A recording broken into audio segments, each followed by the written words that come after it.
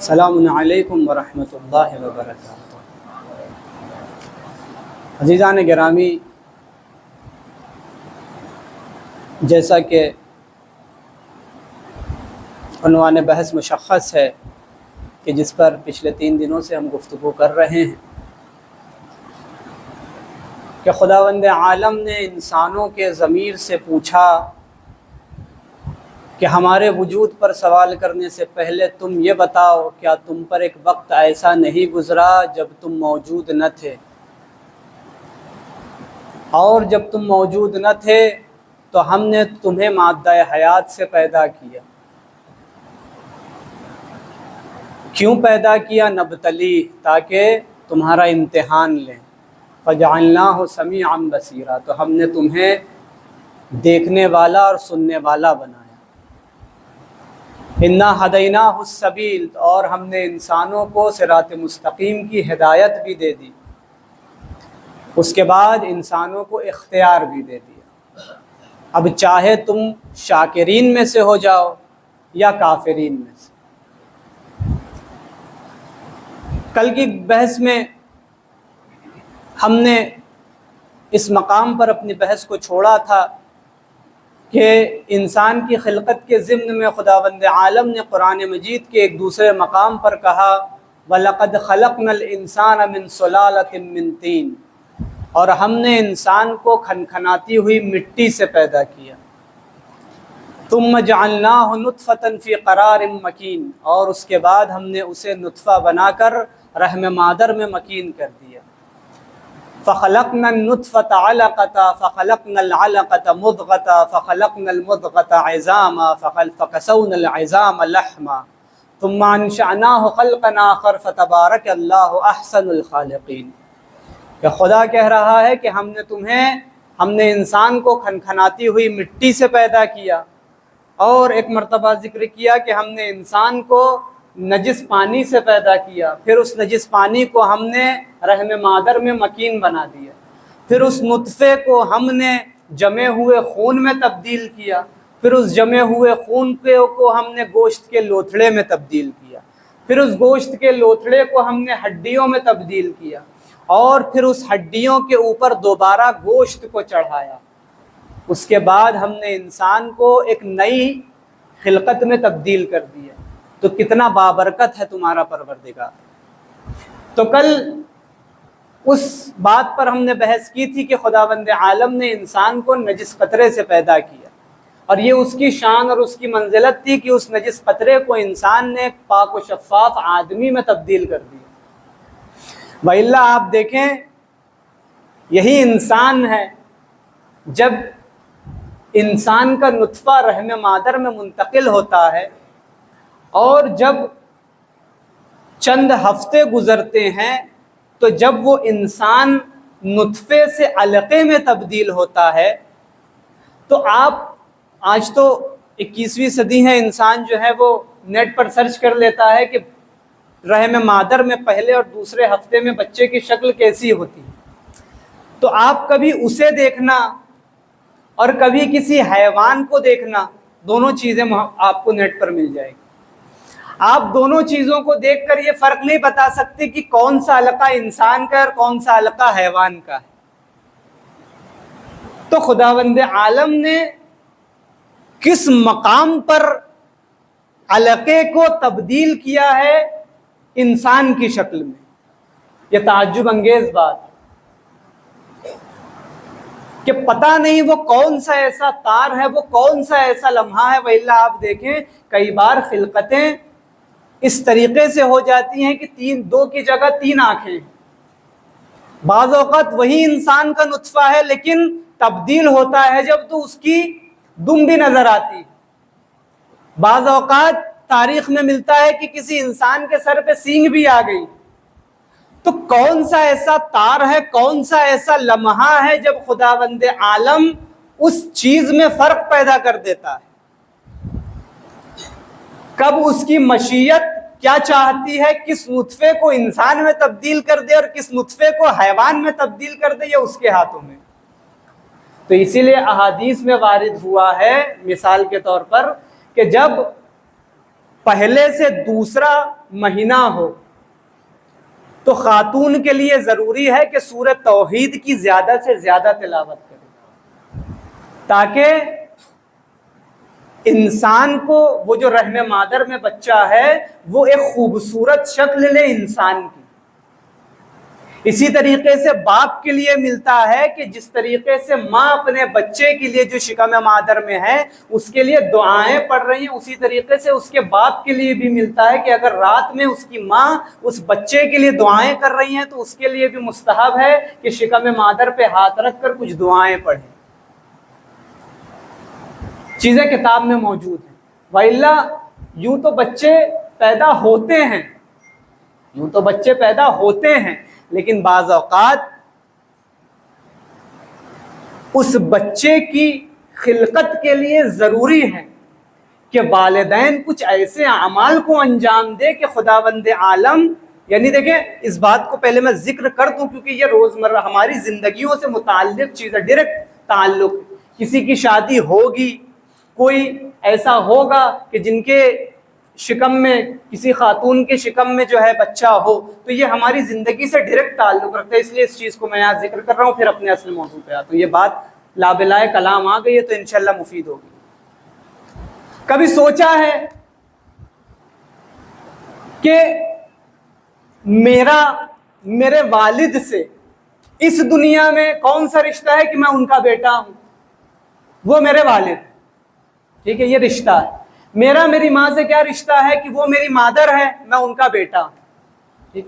لیکن یہ روح جب خدا نے وہاں خلق کیا تو اب دونوں کے درمیان میں کیا رشتہ تھا؟ کیا وہاں بھی یہ جو ہے باپ اور بیٹے تھے یا ماں اور بیٹے تھے؟ کہتے نہیں، وہاں یہ رشتہ نہیں تھا۔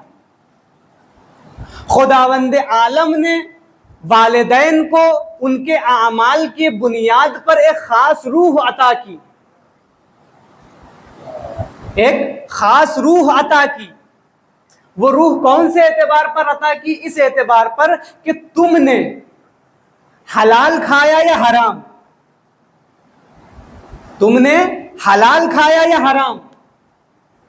مولانا اکبر علی صاحب ہمیشہ ایک بات یہ کہتے تھے کہ حرام کھاؤ گے تو حرام نطفہ بنے گا، حرام نطفہ بنے گا تو بچے میں وہ تاثیر نمایاں ہوں گے۔ تو یہاں پر حدیثوں میں آیا ہے کہ تم جب رسول اللہ کے لیے ملتا ہے، جب رسول اللہ معراج پر گئے ہیں تو جناب سیدہ کا نور رسول اللہ کو عطا کیا گیا اور رسول اللہ سے کہا گیا 40 دن روزے رکھنا اور اپنی خاتون سے بھی 40 دن روزے رکھوانا اور وہی سحر کرنا اور وہی افطار کرنا جو ہم جنت سے بھیجیں گے۔ کتنا اہتمام کیا خداوند عالم نے۔ یہاں پر بات یہ ہے کہ عزیزان گرامی، تم اپنے شکم میں، خاتون کے لیے تم اپنے شکم میں کس ظرف کو بنا رہے ہو، وہ ظرف کیسا ہے، اس ظرف میں کیسی صلاحیت ہے، جیسا اس نطفے میں صلاحیت ہوگی ویسی روح خداوند عالم تمہاری بطن میں اتارے گا۔ اسی لیے آپ دیکھیں گے کہ بعض شریر ہوتے ہیں اور بعض سعید ہوتے ہیں۔ جناب سیدہ کی حدیث ہے الشقی شقی فی بطن امہاتہ والسعید سعید فی بطن امہاتہ، کہ خداوند عالم کی منشا ہے کہ شقی ماں کے پیٹ سے شقی ہے اور سعید ماں کے پیٹ سے شقی ہے۔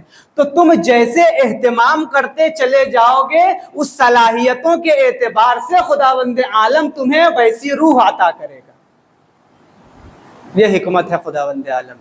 تو ہمارے لیے ضروری ہے کہ اس چیز کا بہت خاص خیال رکھیں۔ صلوات پڑھیں محمد وآل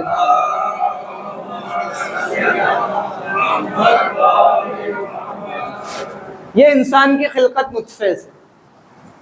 اب حسب وعدہ اس بات کی طرف چلتے ہیں کہ جہاں خداوند عالم نے کہا لقد خلقنا الانسان من سلالۃ من طین۔ اچھا دیکھیں، ہم نے انسان کو پیدا کیا، اشرف مخلوقات بنائے، ٹھیک؟ جب اشرف مخلوق بنا لیا تو کیا شداد، ظاہری طور پر کیا شداد انسان نہیں تھا؟ کہتے انسان تھا۔ کیا فرعون انسان نہیں تھا؟ کہتے انسان تھا۔ کیا حامان انسان نہیں تھا؟ کہتے انسان تھا۔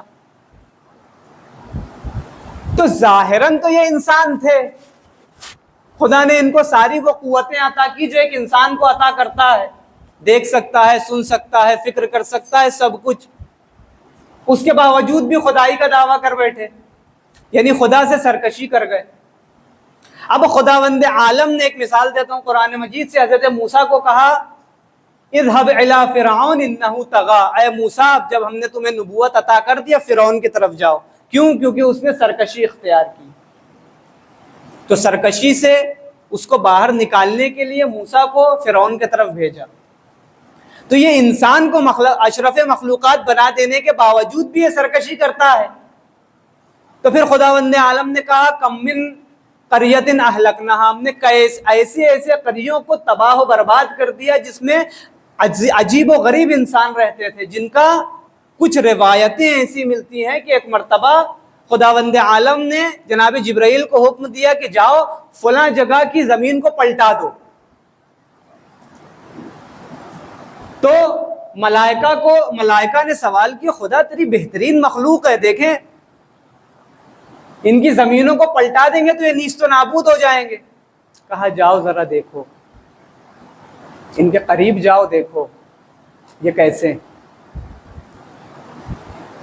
تو ایک ملک آتے ہیں اور کہتے ہیں کہ ذرا یہ بتا کہ اللہ کا ایک خاص فرشتہ ہے وہ اس وقت کہاں ہے؟ تو اس نے آسمانوں کو دیکھا، پھر زمین پر نگاہ دوڑائی، بولے وہ آسمان پہ تو نہیں ہے، انسان کہہ رہا ہے وہ آسمان پر تو نہیں ہے۔ تو کہا پھر کہاں ہے؟ کہا وہ زمین پر ہے۔ کہا زمین پر کہاں ہے؟ بولے دو ہی صورتحال ہے، وہ خدا کا فرشتہ یا میں ہوں یا تو ہے، میں تو نہیں ہوں تو ہے۔ تو ایسی قومیں گزری ہیں خلقت حضرت آدم کے بعد کہ وہ اتنے ذہین ہوتے تھے لیکن سرکش۔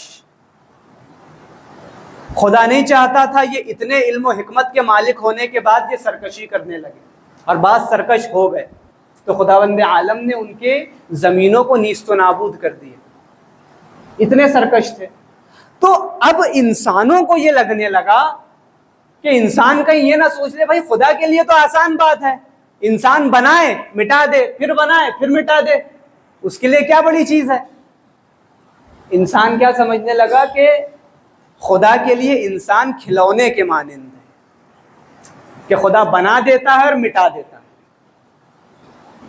اب حضرت نوح نے پہلی مرتبہ جب دعا کی اپنی قوم کی نیست و نابودی کے لیے، کہا نوح رک جاؤ تھوڑا سا، پہلے ہمارا ایک کام کر دو۔ کہا خدایا کیا؟ بولے زمین کے مختلف مقامات سے بہت دور دور خداوند عالم نے حضرت نوح کو بھیجا، کہا فلاں جگہ جاؤ، فلاں جگہ جاؤ، فلاں جگہ جاؤ، وہاں سے مٹیاں جمع کرو، وہاں سے مٹیاں جمع کرو مختلف مقامات۔ حضرت نوح نے بڑی مشقتوں سے ان مقامات پر جا کر مٹیوں کو جمع کیا۔ کہا خدا مٹیاں جمع ہو گئی، کہا اب ایک کام کرو، اس میں پانی ڈالو اور اس کو گوندو، گوندنے کے بعد اس کے برتن بناؤ، 5 برتن بناؤ۔ حضرت نوح نے 5 برتن بنائے، کچھ خاص شرائط کے ساتھ کہ اتنی مقدار میں مٹی جانا چاہیے، اتنی مقدار میں پانی جانا چاہیے، فلاں مقدار میں اس جگہ کی اس زمین کی مٹی، فلاں مقدار میں اس زمین کی مٹی، اور فلاں مقدار میں اس زمین کی مٹی۔ یہ سارے قید و بند کے بعد حضرت نوح کئی دن کی مشقتوں کے بعد جب یہ برتن بنا لیتے ہیں تو خداوند عالم کہتے ہیں اب اس کو سوکھنے کے لیے رکھو۔ تو ایک مدت معلوم کے لیے حضرت نوح نے اس برتنوں کو سوکھنے کے لیے رکھ دیا۔ اب جب برتن اپنے بہترین حیات پر آ گئے، دیکھیں خدا کیا بتانا چاہ رہا ہے انسانوں کو، اور اپنے نبی کو بتا رہا ہے تاکہ تم امت تک پیغام دے دینا۔ جب یہ 5 برتن اپنی بہترین شکل میں بہترین حیات میں بن گئے، اب خداوند عالم کے پاس حضرت نوح آئے، کہا خدا تیرے حکم کی میں نے بجا آوری کی، یہ 5 برتن جو تو نے دیے تھے وہ میں لے آیا۔ اب خداوند عالم نے جو حکم دیا حضرت نوح پریشان ہو گئے، کہا نوح اب یہ جو برتن بنائے انہیں توڑ دو. حضرت نوح پریشان ہے, خدایا جب توڑوانا ہی تھا تو اتنی مشقت کیوں؟ میں کہاں کہاں گیا, کہاں کہاں سے مٹی لے کر آیا, اس کے بعد مناسب مقدار میں پانی ملا رہا ہوں, مٹی ملا رہا ہوں, ساری چیزیں کر رہا ہوں, سوکھنے کو رکھ رہا ہوں. اتنے دنوں یہ برتن سوکھتے رہے تاکہ اس میں صحیح مضبوطی, صحیح اعتدال آ جائے, نہ پانی کم ہو, نہ اس کے اندر تری زیادہ ہو جائے, نہ سوکھا پن زیادہ ہو جائے, تاکہ ان میں تڑک نہ آ جائے. اس کے بعد جب یہ بہترین حیات پر بن گئے, اب تو کہہ رہے توڑ دو. کہا موسیٰ ہم یہی بتانا چاہ رہے ہیں, تم نے ہم سے ہماری امت کی, ہمارے بنائے ہوئے انسان کو نیست و نابود کرنے کی بد دعا کی. ہم تمہیں بتانا چاہتے ہیں کہ جب اپنے دست قدرت سے بنائے ہوئے برتن کو توڑنے پر تمہیں یہ احساس ہوتا ہے تو ان لاکھوں کروڑوں انسان کو ہم نے بنایا ہے, ہم سے سوال کرو کہ بہترین حیات پر اشرف مخلوقات کو بنا کر نیست و نابود کرنے میں کیا احساس ہوتا ہے. تو یہ کوئی معمولی بات نہیں ہے. خدا کو احساس نہیں ہوتا, خدا کو درد اور غم نہیں ہے, لیکن خدا بتانا چاہ رہا تھا کہ تم یہ نہ سمجھو کہ انسان ہمارے لیے کھلونے کی مثال ہے. خدا کے لیے انسان کھلونے کی مثال نہیں ہے. جیسے میں نے کل کی مجلس میں عرض کیا تھا, انسان خدا کا آئینہ دار ہے. کوئی انسان جب دیکھیں, اگر کوئی بڑا خوبصورت شخص ہو, جیسے فرض کیجئے ایک بہت خوبصورت خاتون ہو, حسن و جمال سے آراستہ, وہ اپنے آپ کو کسی آئینے میں دیکھ رہی ہے. آپ اس سے کہیے جس آئینے میں تم اپنی صورت کو دیکھ رہے ہو اسے توڑ دو. وہ کہے گی میں اس آئینے کو کیسے توڑ دوں, اس میں اپنی حسن و جمال کو دیکھتی ہوں. وہ کبھی نہیں توڑ سکتی. یہ خاتون کی بات ہے. خدا مطلق حسن و جمال رکھتا ہے. خدا انسانوں میں اپنے حسن و جمال کو دیکھتا ہے, وہ کیسے اسے توڑ رہا ہے وہ جانتا ہے. تو اس مقام پر انسان کو سوچنا چاہیے کہ یہ آسان بات نہیں ہے کہ تمہیں خدا جہنم میں ڈال دے. خدا کے لیے کوئی مسئلہ نہیں ہے. مسئلہ تمہارے لیے کہ تم یہ سوچو یہ میری صورت ہے, اس صورت میں خدا اپنے جمال کو دیکھتا ہے, اپنے مظہر کو دیکھتا ہے. اسی مظہر کو خداوند عالم روز محشر جہنم میں جلائے گا. یہ معمولی بات نہیں. صلوات پڑھے محمد وآل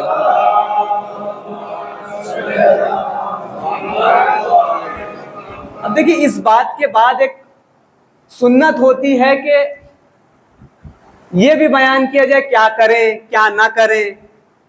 تو میں یہ نہیں بتاؤں گا آپ کو, اس لیے کیونکہ آپ سب جانتے ہیں.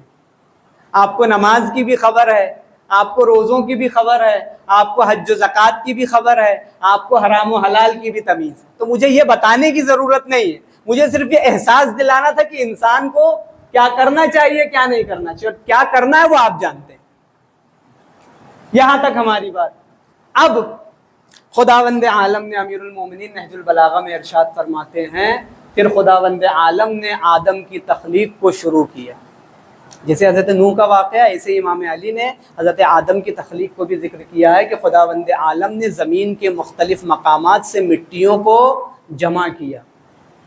سوکھی مٹی, خشک مٹی, سخت زمین کی مٹی, نرم زمین کی مٹی, اور ایسے مختلف مٹی کو جمع کرنے کے بعد خمیر آدم کو گوندا گیا. ٹھیک. اب خداوند عالم ارشاد فرماتا ہے, ابھی دیکھیں میں پہلے آپ کے سامنے پورا سینیریو رکھ دوں کہ کیا ماجرا چل رہا ہے پیچھے. خدا نے ایک مرتبہ زمین کو نیست و نابود کر دیا. ابھی انسانوں کی خلقت نہیں ہونے والی, اس سے پہلے جناتوں کا دور تھا. خدا نے سارے جناتوں کو نیست و نابود کر دیا. ایک تھا وہ بڑا عابد تھا, بڑا نماز گزار تھا, پیشانی پر بہترین نشان تھے سجدوں کے, اور روایات کہتی ہیں کہ زمین کا کوئی حصہ نہیں تھا جہاں اس نے سجدہ نہیں کیا. اب ملائکہ کو یہ جن بڑا اچھا لگا. انہوں نے ملائکہ نے خداوند عالم سے کہا, گزارش کی, خدایا یہ تیرا بہترین بندہ ہے, یہ بہت عابد ہے, بہت زاہد ہے, بڑا متقی ہے, بڑا پرہیزگار ہے. ملائکہ دیکھ رہے تھے تو فرمائش پر اس کو اپنی صف میں داخل کروا لیا. تو اب یہ جو جن ہے عزازیل یا اس طریقے کا کچھ نام, تو جب اسے اپنی صف میں داخل کروا لیا، اب یہ ملائکہ کے ساتھ مل کر عبادت کرتا ہے. ٹھیک.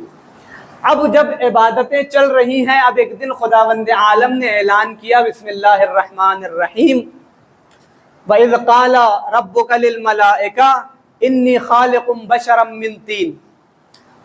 ملائکہ کے سامنے خداوند عالم نے اعلان کیا کہ میں ایک بشر بنانے والا ہوں مٹی سے.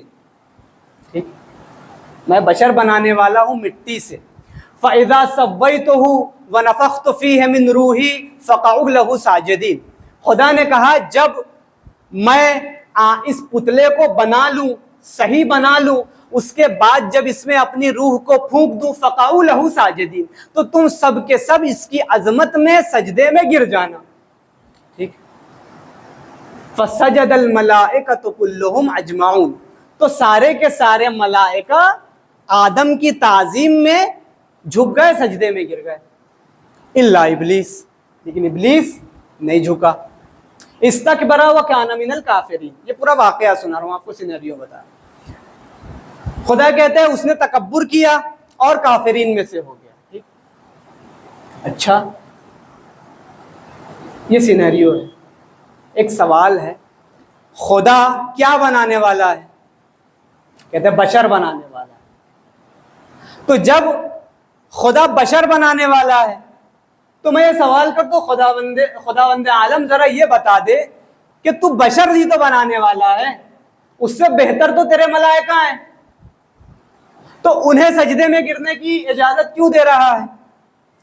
تو عجب نہیں خداوند عالم آواز دے کہ قرآن مجید کو اور اچھے سے پڑھو. ہم نے صرف یہ نہیں کہا تھا کہ انی خالق بشرا من طین، ہم نے یہ بھی کہا تھا انی جاعل فی الارض خلیفہ. یعنی وہ جو بشر ہم بنانے والے تھے وہ صرف بشر نہیں تھا، روئے زمین پہ ہم اپنا خلیفہ بنانے والے تھے. تو عزیزان گرامی، خداوند عالم نے آدم کے سامنے سجدہ کرنے سے نہیں کہا تھا، خداوند عالم نے کہا تھا ہم اس آدم کو سجدہ کروائیں گے جسے ہم زمین پر اپنا خلیفہ بنائیں گے. تو اب یہاں سے معلوم ہوا استکبر وکان من الکافرین، یعنی خداوند عالم نے کہا ابلیس نے ہمارے خلیفہ کے مد مقابل تکبر کیا اور سجدہ کرنے سے، تعظیم سے انکار کر دیا. تو خداوند عالم پھر تو کہا جب ہمارے خلیفہ کی تعظیم سے پیش روی کرتے ہو تو ہم اسے کافرین میں سے شمار کرتے ہیں. تو قاعدہ بن گیا، قیامت تک جتنے خلیفہ خدا بناتا چلا جائے گا، اگر اس کی تعظیم سے سرپیچی کرو گے تو تم دنیا کے نظر میں لاکھ مسلمان صحیح، لیکن قرآن کے نظر میں ابدی کافر کہلاؤ گے. صلوات پڑھ محمد وآل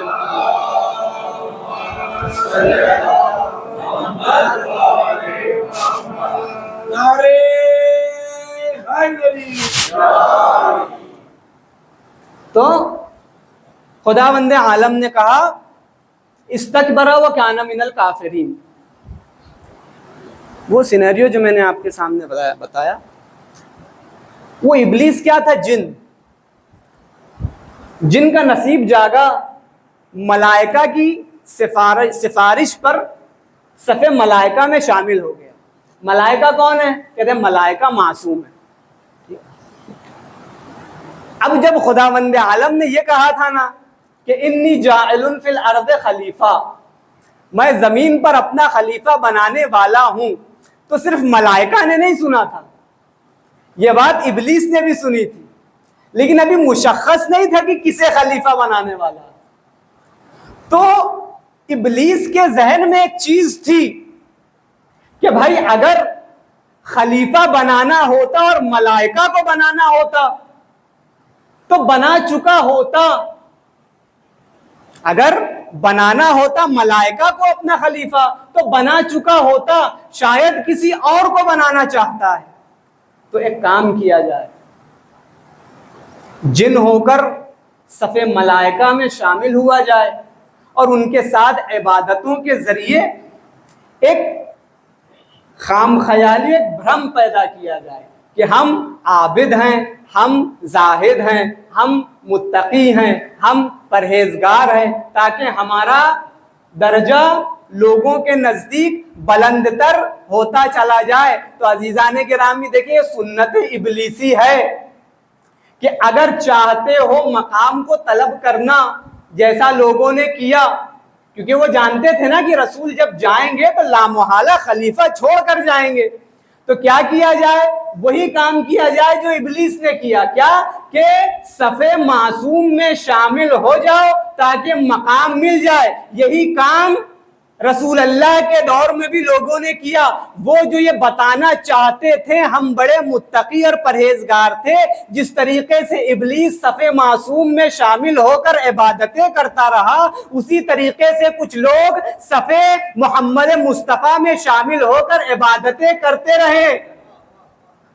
لیکن عزیزان گرامی قرآن نے یہ سنت بھی دے دی کہ چاہے تم معصوم کے ساتھ اٹھک بیٹھک کرتے رہو, لیکن جو تمہارے دل میں ہے ایک نہ ایک دن خدا اس راز کو فاش کر دے گا. چاہے تم ملائکہ کے ساتھ رہو, چاہے محمد مصطفیٰ کے ساتھ رہو, اگر تمہارے دل میں کھوٹ ہے تو تم قیامت تک کافر ہی کہلاؤ گے.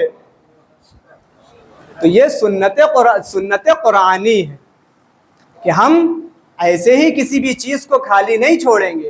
ہم ہر چیز کے بارے میں ایک میزان اور ایک قاعدہ تمہیں دے کر جائیں گے کہ تم گمراہ نہ ہونا. تو یہ یہاں پر ایک بات کہ خلقت آدم میں کیا راز پوشیدہ ہے. اب جناب آدم کو خلق کر دینے کے بعد جب سارے ملائکہ سجدے میں گر گئے الا ابلیس استکبر وکان من الکافرین, تو وہ کافرین میں سے ہو گیا. اب خداوند عالم ابلیس سے سوال کرتا ہے کہ یا ابلیس ما منعک ان تسجد لما خلقت بیدی, اے ابلیس تجھے کس چیز نے روکا کہ تو اسے سجدہ کرتا جسے میں نے اپنے دست قدرت سے بنایا. ٹھیک ہے, خدا ابلیس سے اب سوال کر رہا ہے تو نے آدم کو سجدہ کیوں نہیں کیا, میں نے آدم کو اپنے دست قدرت سے بنایا. اب ابلیس کہتا ہے خلقتنی من نار وخلقتہ من طین, خدا میں اس آدم سے افضل ہوں. کیوں اس لیے کہ خلقتنی من نار, کہ تو نے مجھے آگ سے پیدا کیا اور آدم کو مٹی سے, اور چونکہ آگ مٹی سے افضل ہوتی ہے اس لیے میں نے اس کا سجدہ نہیں کیا. یہاں رک کر ایک چیز دیکھو, خدا نے کہا کہ میں نے آدم کو اپنے دست قدرت سے بنایا, یعنی آدم کی نسبت, آدم کس چیز کے بنے ہیں یہ چھوڑ, آدم کس چیز سے بنے ہیں یہ چھوڑ, یہ دیکھ کہ آدم کی نسبت کس کی طرف ہے, آدم کی نسبت کس کی طرف ہے. تو یہ کون کہہ رہا ہے, خدا. تو خدائی سنت یہ ہوتی ہے کہ یہ نہ دیکھو کس چیز سے بنا ہے, یہ دیکھو منسوب کس کی طرف ہے. لیکن ابلیس نے کیا جواب دیا کہ خدایا میں آگ سے وہ مٹی سے. تو سنت ابلیسی یہ ہوتی ہے کہ ابلیس یہ دیکھتا ہے کہ بنا کس سے ہے. ٹھیک ہے نا. اب عزیزان گرامی آپ نے محرم کا چاند دیکھا, اپنے گھر میں کالے پردے لگائے, اپنے ہاتھوں سے ایک لکڑی کا تعزیہ بنایا, اپنے ہاتھوں سے چھوٹے چھوٹے علم بنا کر نصب کر دیا. اب کوئی شخص آ کر آپ سے کہتے ہیں بھائی اس میں کیا تقدس ہے, اس میں کیا تقدس ہے. آپ نے ایک لکڑی لی, اس لکڑی پر ایک پنجہ لگایا, اس پنجے پر ایک فریرہ لگا دیا, تو بھائی یہ کیا چیز ہے؟ بھائی لکڑی کو کیوں بوسا دے رہے ہو, اس فریرے کو کیوں بوسا دے رہے ہو, اس پنجے کو کیوں بوسا دے رہے ہو؟ اب یہاں سے سمجھنا خداوند عالم کی سنت کیا ہے اور ابلیس کی سنت کیا ہے. خدا یہ کہتا ہے کہ یہ نہ دیکھ کس سے بنا ہے, خدا کہتا ہے یہ دیکھ منسوب کس کی طرف ہے. یہ نہ دیکھ یہ علم لکڑی سے بنا ہے یا لوہے سے، یہ دیکھ منسوب ابو الفضل العباس سے ہے، تو چونکہ ابو الفضل العباس سے منسوب ہے اس لیے مقدس ہے۔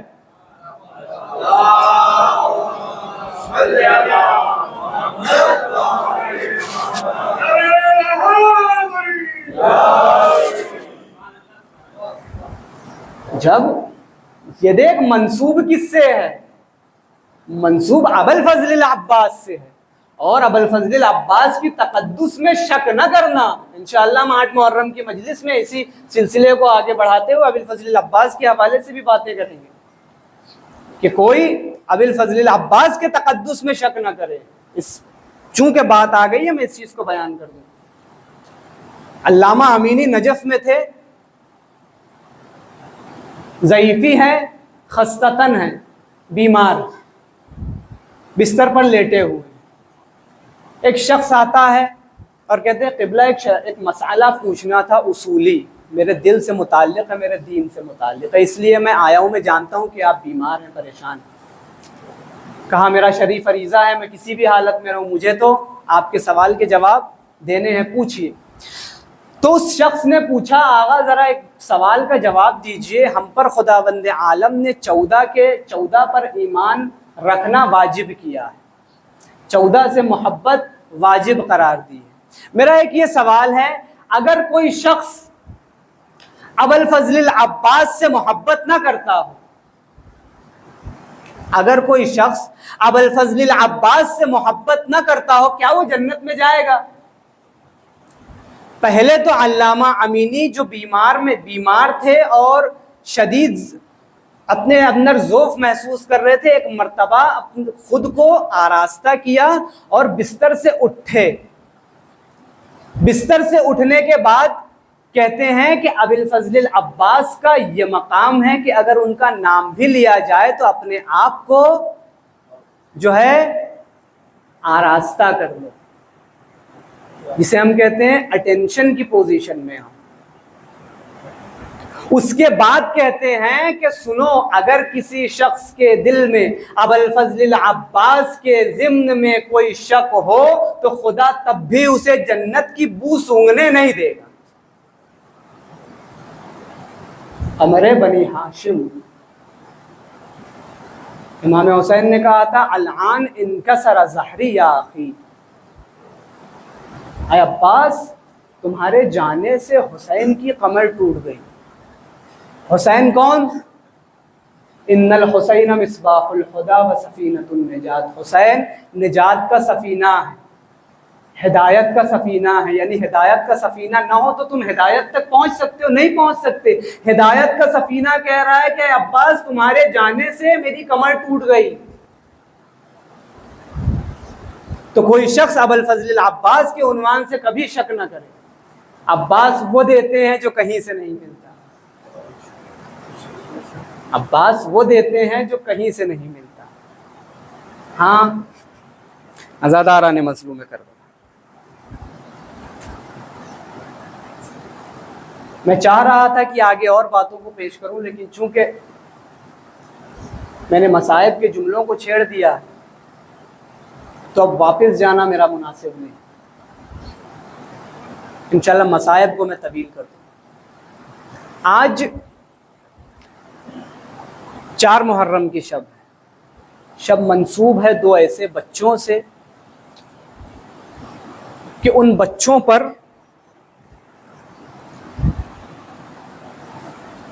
ان کی ماں روز عاشور سے لے کر شام کے زندان تک اور شام کے زندان سے لے کر مدینے کی واپسی تک کبھی نہ روئی۔ آج زینب کبریٰ کو پرسا دیں۔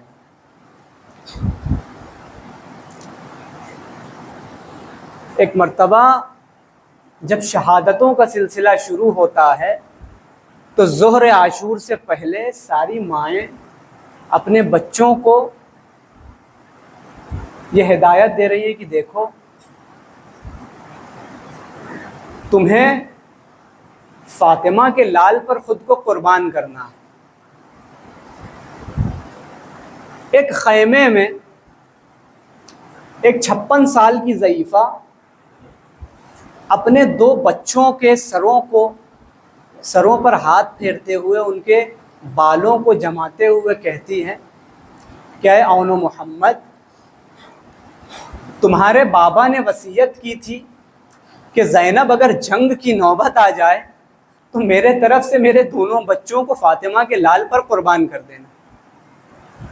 دیکھو ظہر عاشور ہے اور یہ میری وصیت ہے کہ جاؤ اپنے ماموں سے اجازت طلب کرو، اور دیکھو ایسا نہ ہو کہ اکبر تم سے پہلے چلے جائیں۔ ایک مرتبہ ایک وصیت کی جناب زینب نے دونوں شہزادوں سے، کہا دیکھو اگر میں جانتی ہوں کہ تم جعفر طیار کے پوتے ہو، علی مرتضیٰ کے نواسے ہو، میں جانتی ہوں تم بہت بہادر ہو، شجاع ہو، اگر جنگ کرتے ہوئے دریا تک پہنچ جاؤ تو پانی ہرگز نہ پینا، اس لیے کیونکہ تمہارے ماموں کے بچے بہت پیاسے ہیں۔ اب دونوں شہزادے ہاتھوں کو جوڑ کر امام حسین کی خدمت میں آتے ہیں اور کہتے ہیں ماموں جان ہمیں بھی رن کی اجازت دے۔ اجازت نہیں ملتی۔ شہزادے واپس آتے ہیں، جناب زینب پوچھتی ہے کہ تم ابھی تک رن کے لیے کیوں نہیں گئے؟ کہا اماں کیا کرے، ماموں اجازت نہیں دیتے۔ ایک مرتبہ کہا جاؤ عباس کو بلا لاؤ۔ جناب زینب نے عباس کو بلوایا اور عباس کو بلوا کر کہا، جناب عباس نے کہا شہزادی حکم کیجئے۔ جناب زینب نے کہا عباس میرے بھیا حسین سے کہنا کہ زینب کے حق کا واسطہ میرے بچوں کو قربان گاہ جانے کی اجازت دے۔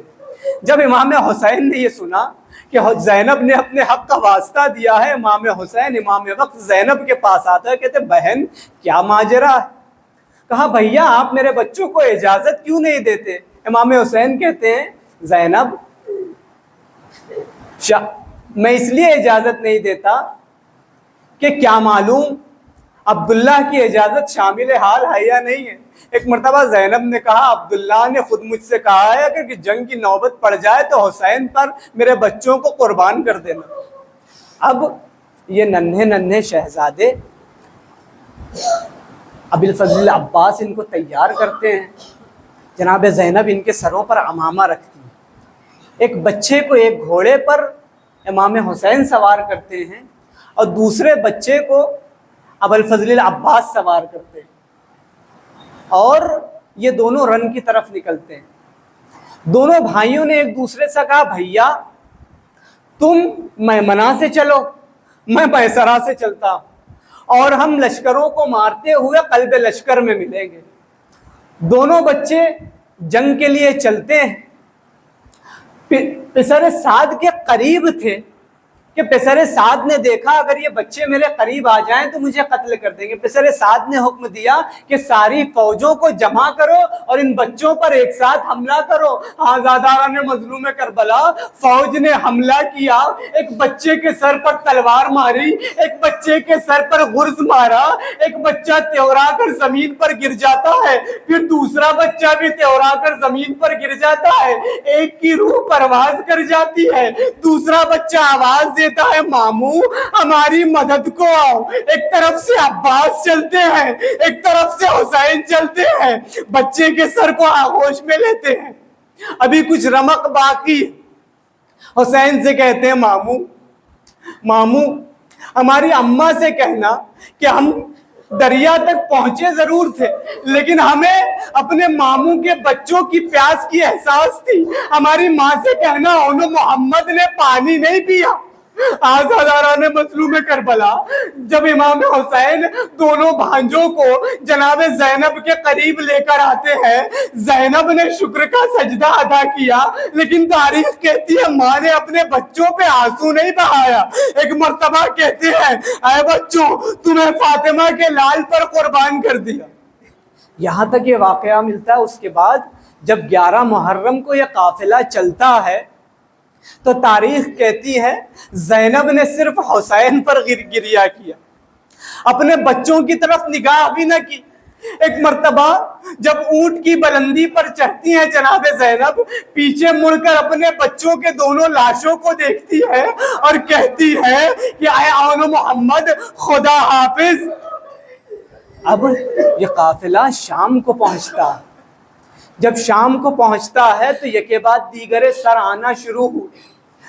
حسین کے سر کو زینب نے لے لیا، عباس کے سر کو ام کلثوم نے لے لیا، اکبر کے سر کو ام لیلا نے لے لیا، اصغر کے سر کو رباب نے لے لیا۔ ایک مرتبہ ایک شامی خاتون کہتی ہے ارے یہ دو سر کس بچے کے پڑے ہوئے ہیں، کیا ان کی ماں خیمے میں جل کر مر گئی؟ ایک مرتبہ زینب کہتی ہے ان کی ماں مری نہیں ہے، لیکن اگر یہ زینب اپنے بچوں پر روئے تو روز محشر اپنی ماں فاطمہ کا سامنا کیسے کرے کہ تم نے حسین کے بچوں کو نہ رویا اور اپنے بچوں پر آنسو بہاتی۔ تاریخ کہتی ہے کہ زینب نے اپنے بچوں پر آنسو نہیں بہایا، یہاں تک کہ مدینہ پہنچتی۔ مدینے پہنچ کر جب قبر رسول پر پہنچتی ہے تو حسین کے مصائب پڑھے، اکبر کے مصائب پڑھے، عباس کے مصائب پڑھے۔ اس کے بعد ماں کی قبر پر پہنچتی ہے تو سارے مصائب سنائے لیکن اپنے دونوں بچوں کے مصائب نہ سنائے۔ زینب کربلا سے لے کے شام تک، شام سے لے کر مدینے تک اون محمد پہ گریہ نہیں کرتی ہے، لیکن عزاداران مظلوم کربلا آخر ماں تھی۔ ایک مرتبہ جب گھر پہنچتی ہے تو اون محمد کے حجرے میں داخل ہوتی ہے، ننھے ننھے جانمازوں پر نگاہ پڑتی ہے۔ اب زینب کے دل کو تاب نہ رہی، ایک مرتبہ زینب نے ننھے ننھے مسلوں کو اٹھایا، سینے سے لگایا، کہا ہے اون محمد تمہاری ماں تم پر رو نہ سکی، اے اون محمد میرا دل پھٹ جاتا ہے، اے اون محمد اب زینب کس کے سہارے جی؟ لعنت اللہ علی القوم الظالمین وسيعلم الذين ظلموا أي